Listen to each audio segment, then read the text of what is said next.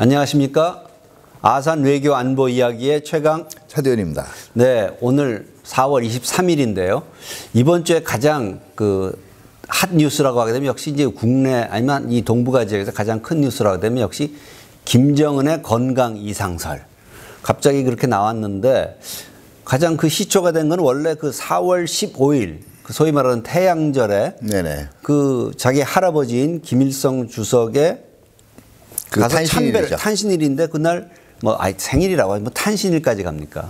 하여튼 생일인데 그날 금수산 궁전을 안 갔단 말이죠. 네. 그때부터 김여정도 안 간 거로 나왔잖아요. 네, 그렇습니다. 그래서 그것이 뭔가 좀 이상하다. 이것은 특히 이제 백두혈통을 강조하고 있는 북한에서 특히 이제 김정은은 자기의 정통성을 할아버지를 모방함으로써부터 자꾸만 만들어 왔는데 그런 할아버지의 생일에 참배를 안 갔다. 이거부터 뭔가 좀 이상하다는 얘기가 나왔죠. 예, 그렇죠. 그러고 난 다음에 약 한 일주일, 4월 21일이죠. 이제 CNN에서 그때는 좀 굉장히 보도가 크게 나왔어. 위중설. 이런 설까지 나왔는데 그 이후의 상황은 조금 약간 차분해진 것 같아요. 정부에서는 얘기하기를 특이 동향이 없다. 예, 그렇죠. 아니면 지금 원산 아니면 강원도에서 측근들과 현지 지도 중에 있다. 이런 여러 가지가 나오고 있는데 차 박사님은 어떻게 판단하세요? 예, 저는 개인적으로 두 가지가 조금 특이한 거라고 봤고요. 4월 15일 날이 지금 태양절에 불참한 건 김여정 같은 경우가 불참한 거는 이 김정은 가는 곳에 김여정이 있기 때문에 자연스럽게 김정은이 이제 참석을 하지 않게 되면은 김여정도 불참할 수밖에 없겠죠. 그런데 일부에서 이제 얘기가 나오는 것이 이게 이제 이 선대와의 차별화 전략의 일환으로 가지 않았다라고 얘기하는 건데 조금 설명력이 약합니다. 왜냐하면은 김정은이 집권 이후에 계속 강조해온 것 중에 하나가 그리고 그런 인상을 주려고 해온 게 효심이었어요. 그렇죠. 그러니까 굉장히 효심이 이 풍부한 지도자다 이런 인상을 주려고 했고 또 이 태양절이 북한의 명절 내에서 차지하고 있는 위치로 볼 때 최대 국가 행사거든요. 그렇겠죠. 예. 거기에 불참을 했다라는 거는 차별화하고는 별 의미가 없는 거예요. 그러면 이게 뭔가 지금 말 못할 사정이 있지 않느냐 하는 거고요. 제가 두 번째로 조금 이게 뭔가 이상하다라고 생각을 했던 거는 이 트럼프 대통령이 이것도 며칠 전이죠. 나이스 노트를 받았다. 나이스 노트를 받았다 그랬죠. 그러니까 좋은 편지를 받았다라고 얘기를 했고 이거를 우리 대통령하고 전화 통화에서도 얘기를 했었단 말이에요. 근데 그 다음 날 북한에서는 그런 거 보낸 적 없다 이렇게 부인했잖아요. 그렇죠. 이 최고 지도자의 이 신상과 관련돼서는 지금 북한 매체가 굉장히 모호한 표현을 생일상을 받았다라든지 생일상을 보냈다. 네, 보냈다라든지 이런 모호한 표현을 하고 있고 현지 지도사진 같은 거 나오지 않아요. 그런데 적어도 그동안의 북한의 행태로 볼 때는 이 미북 간에 기싸움을 하고 있는 상황에서도 그렇게 직접적으로 반박을 하고 나올 실시간대로 이유가 별로 없었거든요. 그러면 이거 자체가 평양 내에서 뭔가 지금 정책 결정 체제가 과거와는 달리 그러니까 작년이나 이제 올 초겠죠. 이거와는 달리 지금 조금 혼란스러운 상태에 있는 게 아니냐 하는 생각을 가지게 됩니다. 그리고 아마 지금 계속 얘기들이 엇갈리고 있는데요. 특히 중국 측 같은 경우에는 위중한 건 아닌 걸로 알고 있다거든요. 근데 중국이 북한발 뉴스를 보도하고 있는 행태를 보면 아닌 건 아니라 그래요. 그런 정보가 없다. 그리고 이상이 없는 걸로 알고 있다는데 위중하지 않다라는 거는 뭐냐면 정도가 심하지는 않다라는 얘기거든요. 그러면 차대현 박사의 얘기를 좀 종합해 보면은 지금 일부에서 얘기 나온 건 김정은 위원장이 심장 수술을 했다. 혈관 수술을 했다. 그런데 지금 예를 들어서 지금 회복 중에 있다. 이런 설부터 근데 수술이 잘 안 돼서 왜냐하면 얘기하는 걸 뭐냐면 과거 같은 경우는 외국의 의료진들이 가서 수술을 하거나 치료를 했는데 요번에 이제 프랑스 의료진들이 안 갔다는 거잖아요. 3월에 시도가 됐었는데 코로나 바이러스 때문에 안 가서 그래서 자체적으로 이걸 하다 보니까 뭔가 문제가 생긴 것 같다. 그러니까 여러 가지죠. 그러니까 치료 중에 있다. 아니면 정말 위중한 상태다. 세 번째는 코마 상태다. 그래서 결과적으로 볼 때는 뭔가 북한 체제 내에서 의사결정 체계가 조금 혼란스럽다. 뭔가 누군가는 확실히 결정할 사람이 없다. 이런 얘기라고 생각이 되는데 맞습니까? 예, 저도 지금 이게 오늘 내일 하는 상황은 아닌 것 같아요. 좀 더 시간을 끌고 갈 것 같다.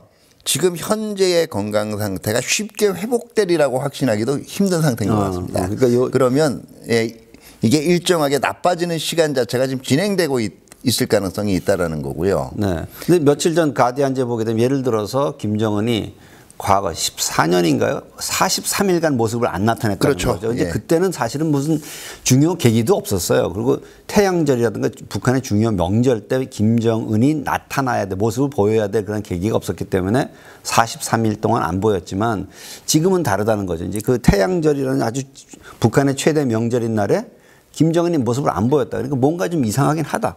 그러나 첫날 CNN이 보도했던 것처럼 그렇게 위중한 거라고 보기에는 조금 성급하다.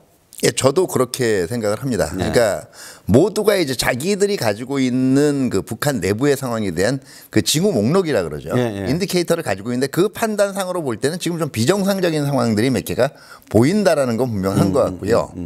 그런 입장에서 뭐 당장 위중하지는 않지만 이거 자체가 그렇다고 상황을 낙관할 만한 그러니까 북한 입장에서 낙관할 만한 거죠. 그것도 아니라고 보는 것 같아요. 특히 이제 그 이 CNN이 그 보도를 한 이후에 미국의 이제 정보 이 관계자들하고 지금 접촉을 해보고 있다고 얘기를 했고요. 최근에 이제 미국 측에서 나오고 있는 또 하나의 이 정보 판단이라는 거는 그 김정은이 지금 그 군은 장악하고 있는 걸로 생각이 된다. 확실하게. 이런 보도도 이제 나왔죠. 결과적으로는 그 이 군을 장악하고 내부적으로는 그렇게 큰 혼란이 없는데 그래서 사실 그 내부적으로 혼란이 없다라는 그 부분에 대해서 제가 좀 다시 이제 과거로 돌아가 생각을 해보니까 자기 이복 뭐 사촌이라든가 이런 사람들 다 평양으로 불러들였단 말이죠. 그렇죠. 그다음에 또 고모를 다시 전면에 내세웠어요. 그리고 얼마 전에 있었던 노동당 전원회의에서 전원회의가 아니죠. 그 최고인민회의에서 김여정을 정치국 후보위원으로 다시 복권을 시켰어요. 그렇죠. 이건 보게 되면은 뭔가 자기 건강에 이상이 있을 때라도 이 백두 혈통들이 모여서 이 체제를 유지하고자 하는 그런 그 구조를 만들어 놓은 것 아닌가라는 생각이 드는데 그거는 이제 요즘 일부에서 얘기하는 뭐 북한 급변 사태라든가 이거랑은 좀 거리가 멀다라는 거죠. 그렇죠. 나름대로 김정은도 혹시 자기 건강에 문제가 생겼을 경우에 어떻게 유지할 것인가를 계획을 세워둔 것 아닌가라는 생각이 드는데 어떻게 생각하세요? 저도 만일을 대비한다는 생각은 분명히 듭니다. 다만 지금 그 이 백두혈통들을 전면에 내세운다라고 하더라도 실질적으로 이제 북한 내의 문화 어떻게 보면 그 북한 내의 유교적인 전통이라든가 이거는 사실 일반 북한 인민들 사이에서는 우리 이상으로 강해요. 그렇기 때문에 여성 지도자가 나오기는 힘들다라는 걸 전제로 말씀을 드리고요. 그러니까 김여정은 아니다. 예, 대체할 수 있는 그러니까 어디까지나 김정은이 권력의 백업으로 있을 때 뒤에서 후견자로 있을 때 지금 같은 이제 그 역할이 가능한 거고요. 다만 제가 볼 때는 그 김정은 입장에서 걱정을 하는 거는 만약에 내가 어떤 부재 시에 아니면 정상적으로 직무를 수행하기 힘든 상황에서 누군가가 집단적인 정책 결정 과정이라는 걸 이용해서 내 노선을 바꾸지는 않을까에 대한 의심은 가질 수가 있겠죠.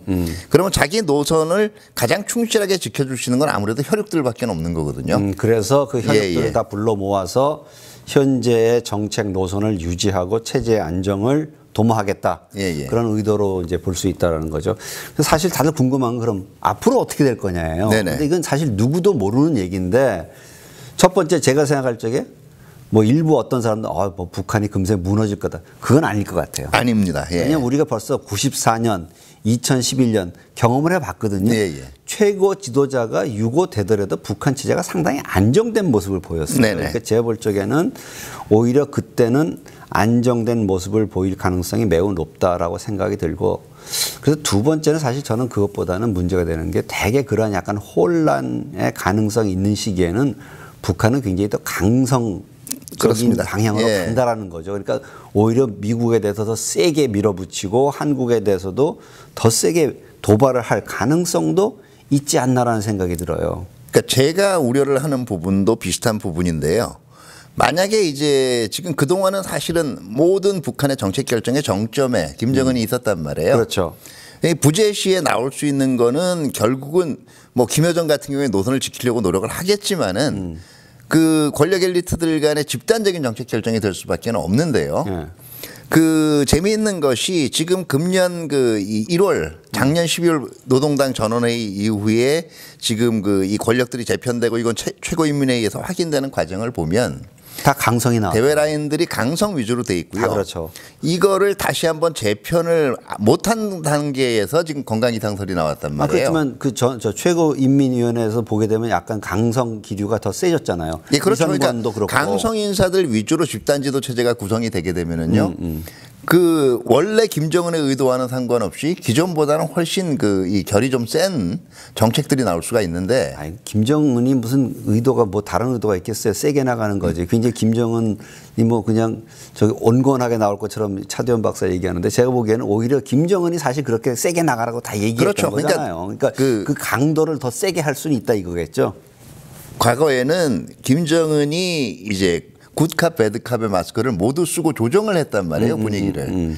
그런데 그 조종자가 없어지게 되면 집단적인 정책 결정 과정에서는 이게 강성 일변도로 나가게 될 가능성이 좀 있다라는 거고요. 그러니까 그걸 통제할 수 있는 인물이 없다라는 거죠. 근데 이제 그 방향성을 보면은요. 그 지금 나온 인물들이 대부분이 대외 전문가라기보다는 대남 전문가들이 그렇죠. 많아요. 예, 이성권도 그렇고. 예. 그러면 그리고 또 하나가 군부 인사들도 정책 결정에 참가를 하게 될 경우에는 그 이 친구들이 일종의 그 군사에서는 나름대로의 식견을 가지고 있단 말이에요. 네.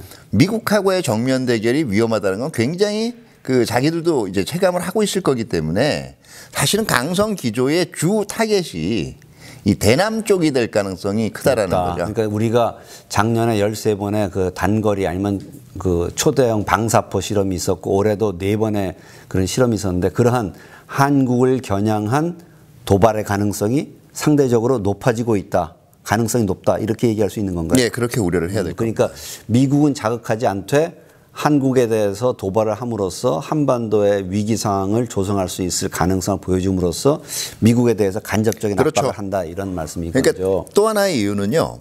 이 미국 간에 긴장을 올리게 되는 거는 혹시라도 김정은이 나중에 정상적으로 복귀를 했을 때를 대비할 때는 자신들이 수습할 수 없는 방향의 결정이에요. 그렇겠죠. 예. 근데 이제 대남 관계상은 어쨌든 북한이 가지고 있는 의식이 항상 그 자신들이 한국에 비해서는 우월하다고 생각하고 있는 거거든요. 자기는 핵 보유국이기 때문에.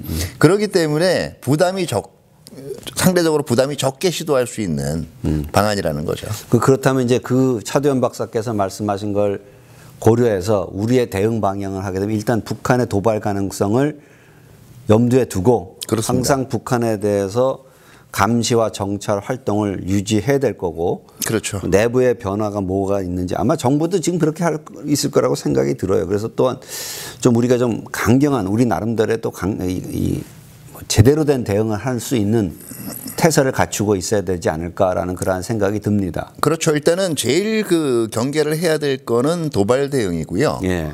뭐 지금 교류 협력 얘기도 나오고 도로철도 연결 뭐 재연결 그 의지도 나오고 있습니다만 굳이 얘기 드리면 지금과 같은 경우에는 그런 대규모 사업을 특히 김정은이 정상적인 정책 결정을 하기 힘든 상황에서는 그게 추진되기가 좀 힘든 분위기예요. 아니 근데 교류 협력 사업이라고 지금 저기 정부가 제안하고 있는 것들이 어찌 보면 지금 유엔의 대북 제재 결의안을 다 위반하는 거잖아요. 뭐 물론 개별 관광 같은 경우는 뭐 예외가 그렇죠. 될 수 있겠지만 여하간 지금 제재가 유지되고 있고 얼마 전에 유엔 그 전문가 보고서도 보게 되면 지금 많은 부분에 있어 제재가 그러니까 이행되고 있지 않은 게 지적이 됐단 말이죠. 그 배후에 중국이 있었던 거. 그래서 우리 같은 경우는 지금 오히려 기존의 입장을 좀 더 전면 검토하고 제재를 계속 유지해 나가고 이행하는 방향 쪽에서 접근하면서 북한에 있을지도 모를 북한의 도발을